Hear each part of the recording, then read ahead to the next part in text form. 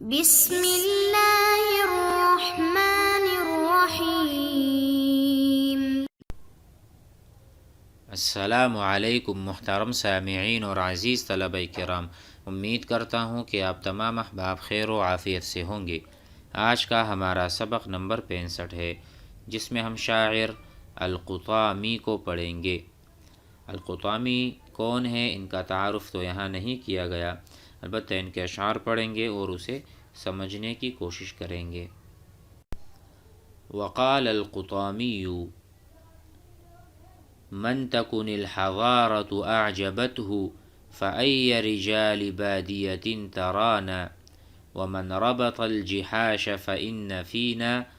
قنا صلبا وأفراسا حسانا وكن إذا أغرن على جناب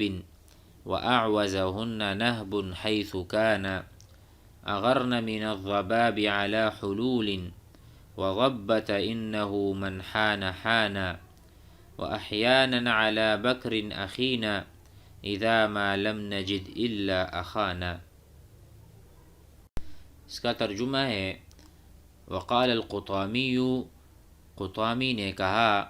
من بنی تغلب، جو قبیلہ بنی تغلب سے ان کا تعلق ہے،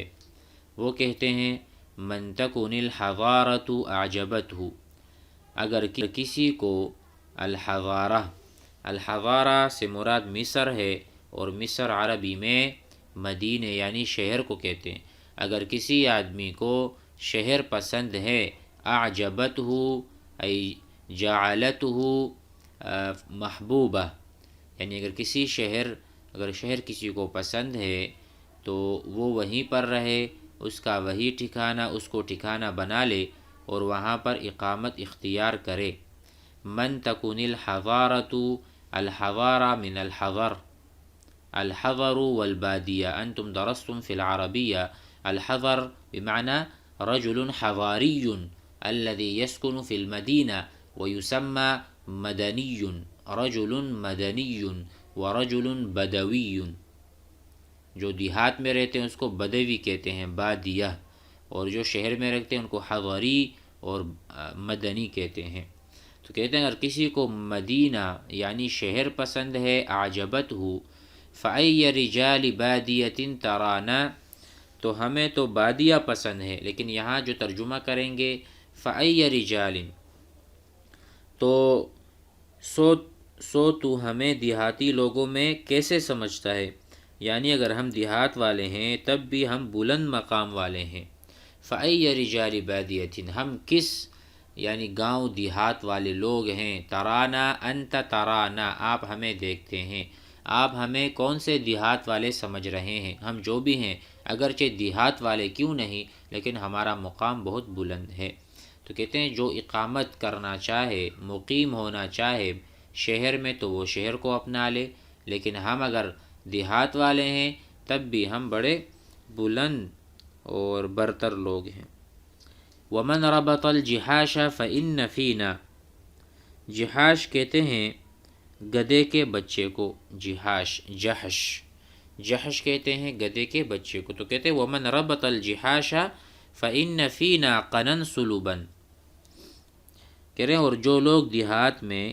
گدھے کے بچوں کو باندھتے اور پالتے ہیں تو پالیں، ان کی مرضی، وہ جو کرنا چاہیں کریں۔ کہتے ہیں ومن ربط الجحاش، اگرچہ ہم دیہات میں رہنے والے ہیں لیکن ہم گدھوں کو نہیں پالتے، ہم گدھے اپنے پاس نہیں رکھتے۔ ومن ربط یربط بمعنی باندھنا، ربط الشیء کسی چیز کو باندھا،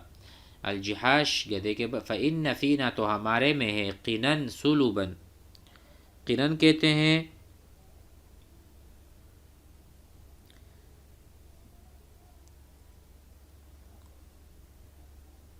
قنن کا ترجمہ ہوگا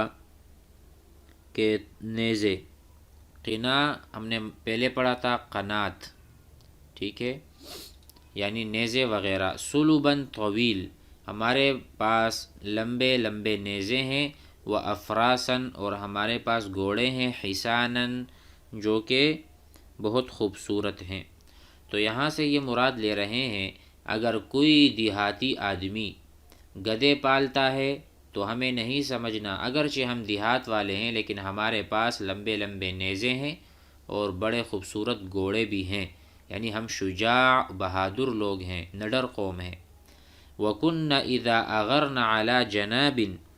اور وہ گھوڑے ایسے ہیں جب وہ قبیلہ جناب پر ڈاکہ ڈالتے ہیں یا ان پر حملہ کرتے ہیں۔ جناب بطن من الکلب، ایک قبیلہ کلب کی ایک شاخ ہے جناب، جن کو قبیلہ جناب کہتے ہیں۔ اغرنا اغارہ معنی حملہ کرنا، وکننا ای هذه الافراس، ان گھوڑوں نے، کننا اذا اغرنا جب یہ حملہ کرتے ہیں، علی جناب اس قوم پر، واعوزہن تو ان کو فقیر بنا دیتے ہیں اور ان کو محتاج بنا دیتے ہیں، نہبن جب ان سے ساری چیزیں لے لیتے ہیں، حیث کانا جہاں پر بھی ہوں۔ سلیس ترجمہ یوں ہوگا کہ وہ گھوڑے جب قبیلہ جناب پر ڈاکہ ڈالتے ہیں اور لوٹ مار ان گھوڑوں کو محتاج و عاجز بنا دے جہاں بھی وہ ہوں، یعنی قبیلہ جناب پر جب لوٹ مار سے ان کے ہاتھ کھنچ نہ آئے اور ان پر لوٹ مار کر بھی وہ محتاج رہے، یہ ایسے لوگ ہیں۔ اغرن من الضباب علی حلول، تو پھر وہ قبیلہ ضباب اور ضبہ پر ڈاکہ ڈال دیتے ہیں، اس حال میں کہ وہ دونوں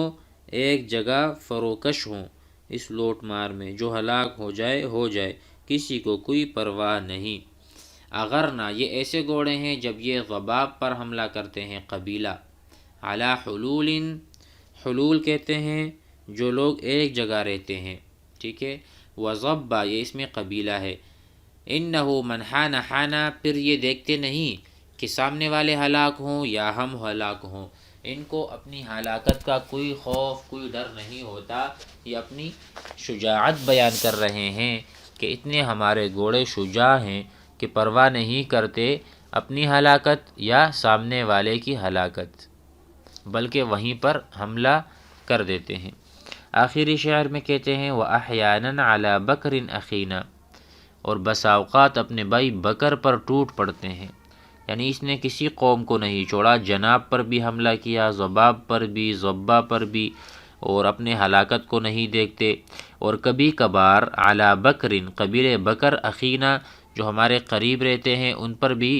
حملہ کرتے ہیں۔ اذا لم نجد الا اخانا، جب ہم نہیں سوا ان کو کسی کو پاتے، یعنی لوٹ کسوٹ کی عادت ایسی ہے کہ اگر کوئی اور ہاتھ نہ آئے تو اپنوں پر ہی ہاتھ صاف کر لیتے ہیں، تو اتنے ہم ہونہار، نڈر یا شجاعت بول دیں یا ڈاکہ زن بول دیں کہ ڈاکہ کرتے ہیں، تو کسی سے کوئی خوف نہیں کھاتے۔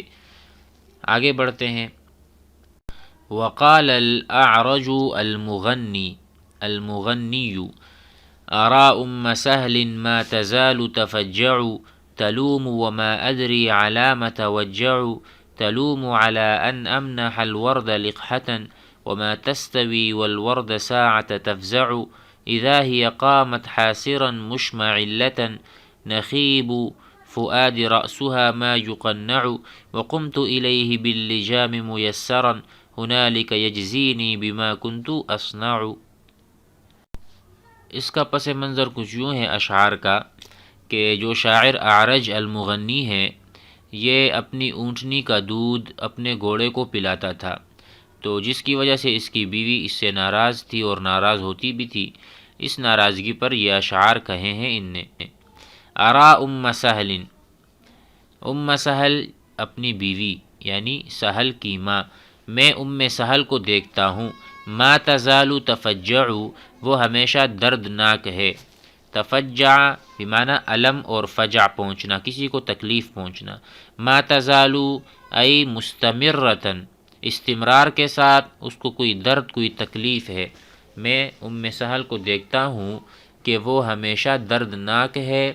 تلوم ملامت کرتی ہے، وما ادری علی ما توجع، اور میں نہیں سمجھ پاتا کہ وہ کیوں غمگین رہتی ہے، ما ادری ما اعرف میں نہیں جانتا، علی ما علی ای شیء توجع اس کو تکلیف اور درد پہنچتا، تلوم علی ان امنح الورد لقحة، کیا وہ ملامت کرتی ہے اس بات پر کہ میں اپنے گھوڑے ورد کو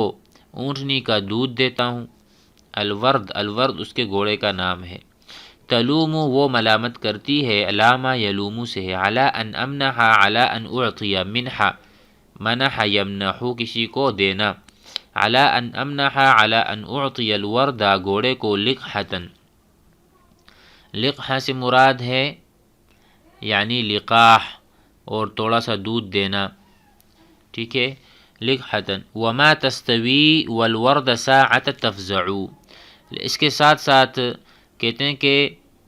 میں اپنے گھوڑے ورد کو اونٹنی کا دودھ دیتا ہوں اور ام سہل کو نہیں دیتا، اور حال یہ ہے کہ ام سہل اور ورد خوف کی گھڑی میں مساوی نہیں ہیں، یعنی وما تستوی دونوں برابر نہیں ہو سکتے، کون کون؟ ام سہل اور ورد۔ کیسے برابر نہیں ہو سکتے؟ دیکھو جب بھی کوئی جنگ اور گھمسان کی لڑائی ہوتی ہے یا دشمن سر پر آتا ہے تو گھوڑا میرا ساتھ دیتا ہے، گھوڑا وفا کرتا ہے، اور بیوی جنگ کے میدان میں نہیں ہوتی۔ تو کہتے ہیں اگرچہ میں اپنے گھوڑے کو دودھ پلا رہا ہوں اونٹنی کا، تو یہ سمجھ لے ام سہل وما تستوی ای لیس مستوین، لیس مستویانی، لا یستوی الذین یعلمون والذین لا یعلمون، تو یہ استوا دونوں میں برابری ہو نہیں سکتی۔ والورد گھوڑے کی ساعت تفزع، اس حال میں کہ جب ہم جنگ کے میدان میں ہوں، تو اس کو بھی تو یہ سمجھ لے، اور ملامت کیے جا رہی ہے۔ آگے ہے اذا ہی قامت حاصرا مشمعلۃ، کیونکہ خوف کی گھڑی میں جب کہ ام سہل برہنہ سر، تیز دوڑنے والی، بزدل اور بے اوڑھنی کھڑی ہوگی، یعنی جب مشکل حالات آئے گی، اذ ہی قامت جب وہ کھڑی ہو جائے گی، حاصراً سر پر چادر نہیں ہوگی، مشمعلۃً، مشمعلہ کا ترجمہ ہے متفرق اور جدا ہونے والی، تیز دوڑنے والی، ٹھیک ہے، اور نخیب کے معنی ہیں کمزور دل، نخیب الفؤادی، نخیب القلبی، کمزور دل والی۔ تو کہتے ہیں یہ تو خوف کے وقت ایسی اس کی حالت ہوتی ہے کہ سر پر دوپٹہ نہیں ہوتا اور خوف سے بہت کھپکھپا رہی ہوتی ہے، دل اس کا چھوٹا ہوتا ہے، رأسها ما یقنع، ٹھیک ہے، تو اس حال میں تو یہ کچھ بھی نہیں کر سکتی، اب مجھے منع کر رہی ہے کہ میں گھوڑے کو دودھ نہ پلاؤں۔ وقمت الیہ باللجام میسرا، اور میں اس گھوڑے کی طرف لگام لے کر کھڑا ہوں گا جب مشکل حالات آئیں گے اور جنگ کی حالت ہوگی۔ وقمت میں کھڑا ہو جاؤں گا، الیہ ای الی الفرس الی الورد، باللجامی کہ میں اس کے لگام کے لیے کھڑا ہو جاؤں گا، میسرا ہنالک یجزینی بما کنت اصنع، اس حال میں کہ میں لڑائی کے لیے تیار ہوں گا، اس حال میں کہ مجھے لڑائی کی توفیق دی گئی ہوگی، تو اس وقت وہ گھوڑا مجھے بدلہ دے گا اس سلوک کا جو میں اس کے ساتھ کرتا تھا۔ آج میں اس کو دودھ پلا رہا ہوں، اس پر محنت کر رہا ہوں، اسے بھوکا نہیں چھوڑ رہا، تو جب میری باری آئے گی اور مجھے ضرورت ہوگی تو ہو سکتا ہے ہنالک، وہاں اس وقت، یجزینی یحسن الیہ، مجھ پر بھی احسان کرے گا، یجزینی مجھے جزا دے گا، یعنی مجھے بدلہ دے گا اس احسان کا جو میں ابھی کر رہا ہوں، بما کنتو جو میں کرتا تھا، اصنع معنی کرنا، جو میرا صنع ہے، جو میں نے کیا تھا، صنع یصنع، ماذا تصنع آپ کیا کر رہے ہیں، انا اصنع الکرہ، انا اصنع الکتاب میں کتاب بنا رہا ہوں، صنع معنی بنانے کی بھی ہوتے ہیں، تو میں جو بنا رہا تھا یا جو میں کر رہا تھا گھوڑے کے ساتھ، تو آج جب اس کا دن آئے گا تو وہ بھی میرے ساتھ وفا ہی کرے گا۔ امید ہے اشعار سمجھ میں آ گئے ہوں گے۔ والسلام علیکم۔